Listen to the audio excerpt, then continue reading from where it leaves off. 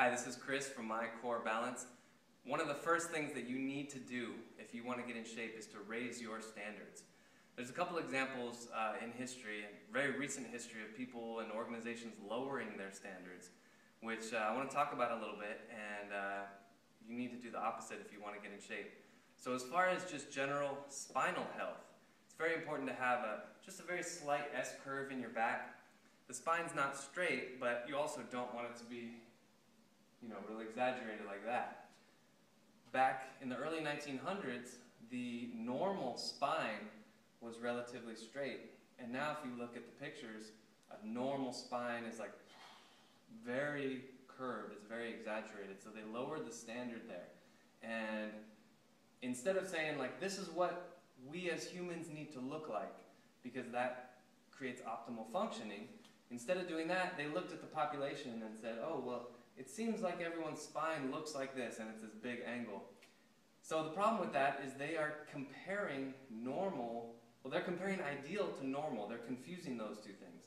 Instead of saying, this is what a normal spine looks like, they should be saying, this is what an ideal spine looks like. So I don't know why people do this. Maybe it's because you don't want to be disappointed when you don't hit your standard. But again, if you want to get in shape, you need to raise your standards, and you need to raise them to the point past what normal is. If you go out into society and you look for normal, you're going to be very disappointed, because you're going to see that 2/3 of adults are overweight, and you're going to see even those who are fit usually have pain because they're imbalanced. So raise your standards way past normal. Raise them up to ideal. What is the ideal human? Another instance where they lowered the standards was with diabetes. I heard this, I don't even remember who, so if you know, write it in the comments below who said this. A while back, if you were pre-diabetic, it was a certain range, and they would tell you, okay, in this range you're now pre-diabetic because of your sugar levels in your blood. And now, almost everybody is in that level, so they just call that normal now.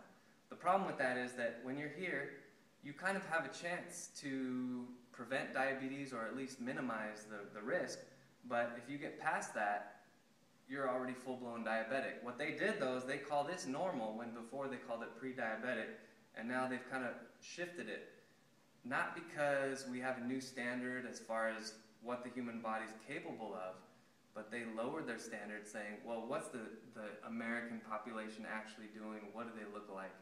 And I think, personally, that's doing us a great disservice, because we're losing that image, that model that we need to shoot for. All of us can improve in our health, but if we have a model or a bar that's set so low that we can just step over it, that's not very inspiring. So raise your standards, set that bar high. It may take you a couple of years to hit, to get your ideal body, to get your goals. But once you get it, that feeling is irreplaceable. Nobody can take that away from you. So raise your standards through the roof, higher than you ever thought you could ever thought possible, and go for it. Raise them up high, and I'll help you along the way. Let me know what I can do. Keep moving.